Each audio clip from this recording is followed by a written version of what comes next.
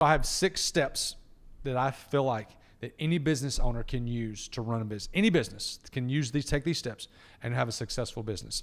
The first one is this: spend below your means. This sounds really hokey, but it's true. Always, always save. Take a portion of what you're making and always save. And I say that in the examples of COVID. A lot of businesses went under during COVID because they didn't have anything to use in a time of need. If you have a downturn, do I think we have another COVID? No.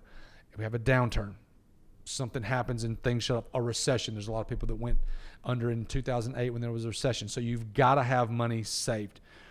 There's a profit first method that we use. I'll go into, there's another video of that. You can hit that link and look at that video. It's a great video of this, how we do our money. Don't use job A money to pay for job B.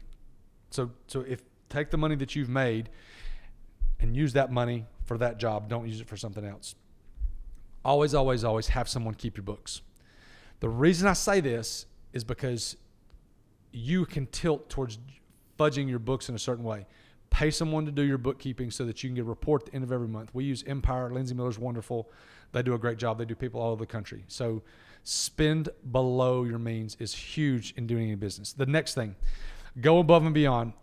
Doing just a little bit more makes you stick out. So if you can go just a little bit above and beyond, you can make a difference. And I say that, like, for example, if someone spends over a certain threshold in doing an event for us, we will provide them and buy that person, that planner, a gift. Number one, it sets us apart. It makes them feel special, and it makes them remember us when the time comes for the next thing. Everybody likes a good little fun gift. So that's one of the things you can do. Always, always, always follow up on service. So after the event, after the thing, after the service is done, whatever your business is, follow up. Hey, how was it? Just want to give you a call and see.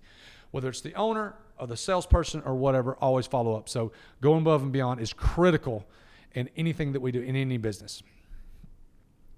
Next thing, over communicate with people's preferences. So what does that mean? So we do inquiry forms.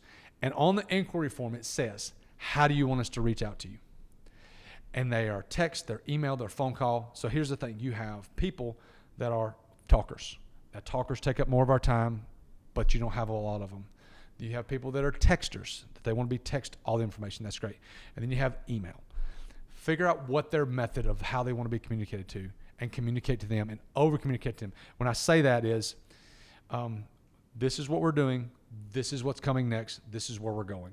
People love that. And if they don't love it, you've got the paper trail anyway. Next, call people back quickly. We have a 5 p.m. rule here at all of our businesses. I tell my team to check their email right at the 5 o'clock time. If they get an email that they've just gotten in the last 2 or 3 hours and it's a quick answer them back. If it's 5:02, answer them back. But if it's something that's going to require time, talking, conversations, whatever, I'll just send an email and say, hey, Sam, just got your email. We're headed out for the day. You're going to be first on my list tomorrow. People want to be heard, and a fast response will go a long way in possibly them booking you. I am absolutely dumbfounded at the number of calls that we get. We do catering where the person says, I've called 3 caterers and you're the only one that called back.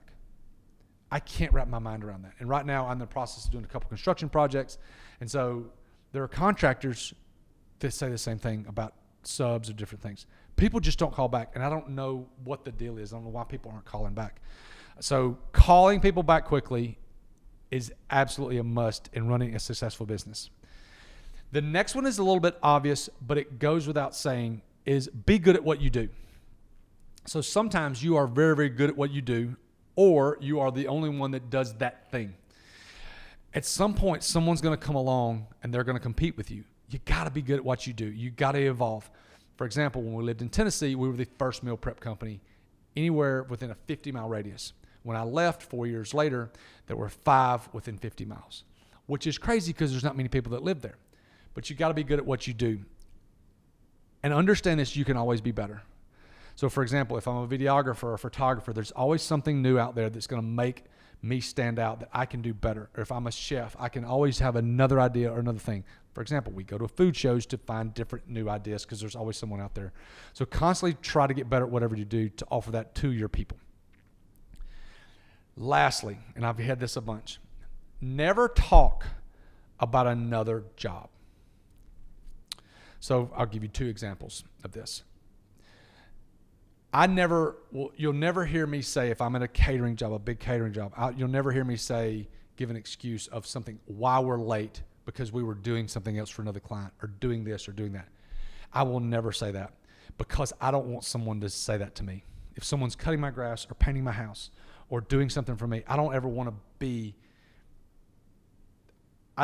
them to say I was doing something else for somebody. That's why I didn't get to you, because it makes me think that other person is more important. If I can give that person my undivided attention, it will make them feel better. Now, the only time we really refer to another client is when it's going to help that client out. If they ask a question and say, yes, we did that for so-and-so and it worked out great. It's okay to talk about that from that perspective, but never give an excuse or talk about how you were doing something else for someone as to why you couldn't. I want the client to think that I'm focused on them. If we could take these things, these are practical, everyday things, but they can be applied to anything. If we can take these things and apply these to our business, there's no doubt if you can do these, you will have a successful business in some way, shape, form, or fashion.